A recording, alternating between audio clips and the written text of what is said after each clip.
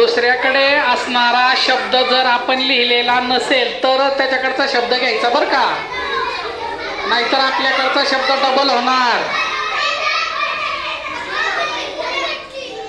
माझा ऐकण्याच्या मनस्थितीत कोण दिसत नाही हो. अरे माझं ऐकून घ्या, नाहीतर डबल शब्द होतील बरं का.